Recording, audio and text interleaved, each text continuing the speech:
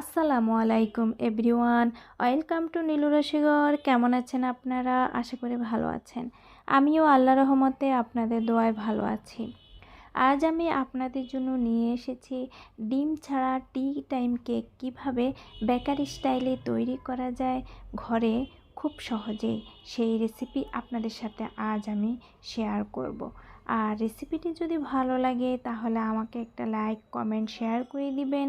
আপনাদের সুন্দর একটি লাইক এবং কমেন্ট আমাকে আগামী ভিডিও তৈরিতে উৎসাহ যোগায়। একটি শেয়ার আমাকে মানুষের কাছে পৌঁছে দেয়। আর আমার চ্যানেলটিকে সাবস্ক্রাইব করে অল বাটনে ক্লিক করে রাখুন, তাহলে আমার আগামী ভিডিওগুলোর নোটিফিকেশন আপনারা খুব সহজেই পেয়ে যাবেন। চলুন তাহলে ডিম ছাড়া টি টাইম কেক আমি কিভাবে তৈরি করেছি আপনাদের সাথে শেয়ার করি।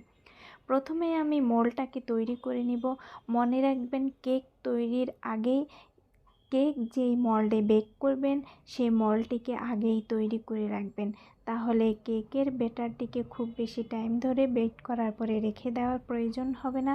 খুব তাড়াতাড়ি আমরা কেকটিকে বেক করে নিতে পারবো। আর কেকের মল্ডের গায়ে তেল দিয়ে আমি একটা হোয়াইট পেপার দিয়ে এটিকে মল্ড করে নিচ্ছি, যেন কেকটিকে আমি খুব সহজেই তুলে নিতে পারি। আপনারা বাটার পেপার না থাকলে এরকম পেপার দিয়েই এটিকে মল্ড করে নিতে পারেন। আর এর মধ্যে আমি আরও একটু তেল দিয়ে এটিকে ব্রাশ করে মল্ডের গায়ে যেন ভালোভাবে লেগে থাকে ব্রাশ করে দিচ্ছি। এখানে যে একেবারে বাটার পেপার ব্যবহার করতে হবে এমন কোনো কথা নেই। মল্ডটি আমার তৈরি হয়ে গিয়েছে। এবার আমি কেক প্রিমিক্স তৈরি করছি, আপনারা একটু মনোযোগ সহকারে দেখবেন। প্রথমে আমি মেজারমেন্ট কাপের 1 কাপ পরিমাণ ময়দা নিয়েছি। এগুলো আমরা যে রেগুলার ময়দা ব্যবহার করি সেই ময়দা নিয়ে নিচ্ছি। 1/4 কাপ পরিমাণ গুঁড়ো দুধ, তারপর নিয়ে নিচ্ছি 1/2 কাপ পরিমাণ আইসিং সুগার। আইসিং সুগার না থাকলে আপনারা চিনিকে ব্লেন্ডারে গ্রাইন্ড করে বা পাটায় পিষে এটিকে এরকম গুঁড়ো করে নিতে পারেন। দিয়ে দিলাম 1 টেবিল স্পুন পরিমাণ কর্নফ্লাওয়ার, 1 টিস্পুন পরিমাণ বেকিং পাউডার এবং 1/2 টিস্পুন পরিমাণ বেকিং সোডা। 1 কাপ ময়দার জন্য 1 টিস্পুন পরিমাণ বেকিং পাউডার, 1/2 টিস্পুন পরিমাণ বেকিং সোডায় যথেষ্ট। দিয়ে দিচ্ছি 2 চিমটি পরিমাণ সাইট্রিক অ্যাসিড। এর বদলে আপনারা লেবুর রস ব্যবহার করতে পারেন, ভিনেগার ব্যবহার করতে পারেন 1 টিস্পুন। এগুলোকে আমি ভালোভাবে চেলে নিয়েছি। আমি কিন্তু 3 বার চেলে নিয়েছি, আপনারা 3 বার চেলে নেবেন। এরপরে একটা বোল নিয়ে নিয়েছি। বোলের মধ্যে দিয়ে দিয়েছি ঠান্ডা বা নর্মাল 1/2 কাপ পরিমাণ পানি। আর আমি কেক জেল দিয়ে আজকে কেকটি তৈরি করব, আমি কোনো ডিম ব্যবহার করব না। এই কেক জেলটি আমরা কেক তৈরির জিনিসপত্র যেখানে পাওয়া যায়, বিক্রি হয়, সেই দোকান থেকেই কিনে নিতে পারবো। এর খুব বেশি একটা দাম না, 100 টাকা দিলে 100 গ্রাম পরিমাণ কেক জেল পাওয়া যায়। এগুলো বড় কন্টেনারও পাওয়া যায়। আর কেকের দোকানে কিন্তু এরকম কেক জেল দিয়ে কেকগুলো তৈরি হয়, ডিম দিয়ে নয়। এরপরে আমি 1/2 কাপ পানির মধ্যে 1 টিস্পুন পরিমাণ কেক জেল বিট করে নিচ্ছি একটি বিটার মেশিন দিয়ে। ইলেকট্রিক বিটার দিয়ে, আপনার হ্যান্ড হুইচ দিয়েও করতে পারেন। ইলেকট্রিক বিটার দিয়ে করলে খুবই তাড়াতাড়ি হয়ে যায়। আমি এটিকে 3 মিনিট বিট করব। প্রথম মিনিট ইলেকট্রিক বিটারের 1 নাম্বার স্পিড দিয়ে বিট করব, দ্বিতীয় মিনিট 2 নাম্বার স্পিড দিয়ে এবং তৃতীয় মিনিট 3 নাম্বার স্পিড দিয়ে আমি বিট করব। 3 মিনিট বিট করার পরে ফোমটি একেবারে পুরোপুরি রেডি হয়ে গিয়েছে। এরপরে যে কেক প্রিমিক্স আমি তৈরি করে নিয়েছি সেই কেক প্রিমিক্সটি আমি ধীরে ধীরে মিক্স করে নিচ্ছি। মনে রাখবেন, কেক প্রিমিক্সটি কিন্তু মিক্সারের পরে খুবই ভালোভাবে চেলে নেবেন, না হলে কিন্তু কেকটি ভালো হবে না, দানা দানা থেকে যেতে পারে। তাই খুবই ভালোভাবে এগুলোকে মিক্স করে নেবেন, আর চেলে নেওয়াটা এজন্যই খুবই জরুরি। আমি কেক প্রিমিক্সটি ধীরে ধীরে মিক্স করছি। দেখুন, ফোমের সাথে মিক্স হয়ে গিয়েছে, একটু শক্ত হয়ে গিয়েছে। এরপর এখানে আমি 1/2 কাপ পরিমাণ এই নর্মাল পানি ব্যবহার করছি। আমার এখানে মোট 1 কাপ পানি ব্যবহার হয়েছে। ফোম তৈরি করতে 1/2 কাপ ব্যবহার করেছি এবং মিক্স করার পরে আরও 1/2 কাপ পানি আমি ব্যবহার করেছি। এখন এগুলোকে মিক্স করা হয়ে গিয়েছে। এবার দিয়ে দিচ্ছি 1/4 কাপ পরিমাণ রেগুলার অয়েল। এগুলোকেও মিক্স করে নিচ্ছি। তারপর দিয়ে দিচ্ছি 1/2 টিস্পুন পরিমাণ ভ্যানিলা এসেন্স। আপনারা যে কোনো এসেন্স ব্যবহার করতে পারেন। মিক্স করে নিচ্ছি। ভ্যানিলা এসেন্স দিয়ে এটিকে আমি এখন এক ইলেকট্রিক বিটার দিয়ে আবারও বিট করে নেব।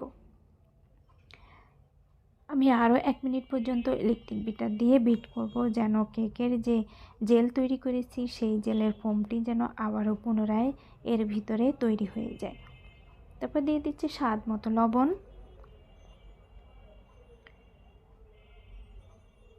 লবণ দিয়ে আবার বিট করে নিচ্ছি, যেন লবণটা ভালোভাবে মিক্স হয়ে যায়। আমার বিট করা হয়ে গিয়েছে, আমার বেটারটিও তৈরি হয়ে গিয়েছে।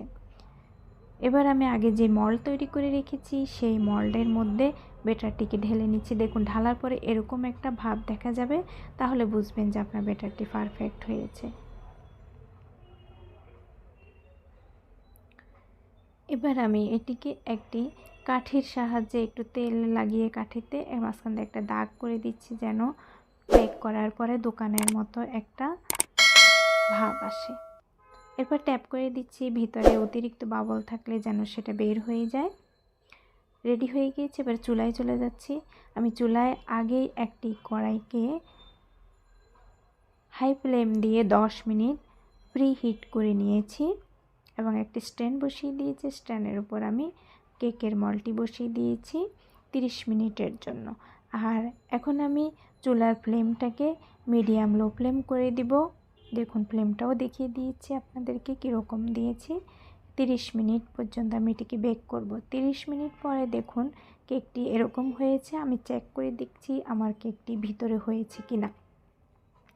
না, কেকটি হয়নি, আর একটু বেক করতে হবে, তাই আমি আরও 10 মিনিটের জন্য বেক করতে দিয়ে দিয়েছি। 10 মিনিট পরে আমি কেকটিকে আবারও চেক করছি। এই কেকটি হতে আমার মোট 40 মিনিট সময় লেগেছে, যেহেতু এই কেকটি একটু বড় সাইজের। আমি 10 ইঞ্চি মল্ডের মধ্যে এই কেকটিকে বেক করছি। 2 বার চেক করে দেখলাম আমার কেকটি হয়ে গিয়েছে। এবার আমি কেকটিকে কড়াই থেকে নামিয়ে ফেলব। নামিয়ে নিয়েছি, আর একটি পরিষ্কার কাপড় দিয়ে আমি এটিকে ঢেকে দিচ্ছি। আপনারা ফয়েল পেপার দিয়েও ফয়েল করে রাখতে পারেন। ঠান্ডা হওয়ার জন্য রেখে দিয়েছি। ঠান্ডা হওয়ার পরে আমি এখন চলে এসেছি। দেখুন, কেকটি ঠান্ডা হয়ে গিয়েছে। এবার আমি মল্ড আউট করব কেকটিকে। কেকটির দুই পাশে আমি কোনো পেপার দিইনি, তাই আমি ছুরি দিয়ে কেকটিকে মল্ড থেকে ছাড়িয়ে নিচ্ছি।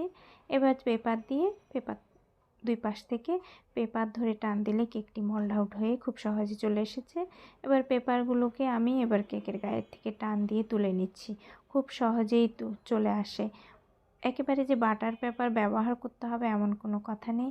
এবার আমি কেকটিকে স্লাইস করে আপনাদেরকে দেখাচ্ছি। দেখুন কত সুন্দর হয়েছে এবং কত সফট হয়েছে, আর ভিতরে কতটা সুন্দর হয়েছে। কাটতে কাটতে আপনারা দেখতে পাবেন যে কেকটি কতটা পারফেক্ট হয়েছে। ডিম ছাড়া কেক জেল দিয়ে খুবই সুন্দরভাবে কেক হয়। একেবারে যে আমাদের ডিমই থাকতে হবে এমন কোনো কথা নেই। এর টেস্ট যে ডিমই বাড়িয়ে দেয় তা নয়, খুবই মজাদার। দোকানে এই ধরনের কেক জেল দিয়ে আমাদের টি টাইম কেকগুলো তৈরি করা হয় এবং ফোম কেকগুলোও তৈরি করা হয়। আমরা যে পেস্ট্রি কেক খাই সেই কেকগুলোও এই জেল দিয়েই তৈরি করা হয়। তা আশা করি রেসিপিটি আপনাদের ভালো লেগেছে। কেক জেল যদি ঘরে থাকে খুব সহজেই আপনারা কম সময়ের মধ্যেই ঘরে এই কেকটি তৈরি করে ফেলতে পারবেন। কোনো সমস্যা হবে না। খুবই মজাদার এবং খুবই সুস্বাদু একটি কেক। আপনাদেরকে আমি স্লাইস করে দেখাচ্ছি। দেখুন স্লাইসগুলো কতটা সফট হয়েছে। এই কেকটি খুবই সুস্বাদু, খুবই মজাদার। আশা করি রেসিপিটি আপনাদের ভালো লেগেছে। যদি রেসিপিটি ভালো লাগে বাসায় আপনারা অবশ্যই ট্রাই করবেন, আর আমাকে কমেন্টে জানাবেন আমার রেসিপিটি কেমন হয়েছে। আশা করছি আপনারা উপকৃত হবেন। সবাই ভালো থাকবেন, আমার জন্য দোয়া করবেন, আমি যেন আপনাদের জন্য এরকম অনেক রেসিপি নিয়ে আসতে পারি। আসসালামু আলাইকুম।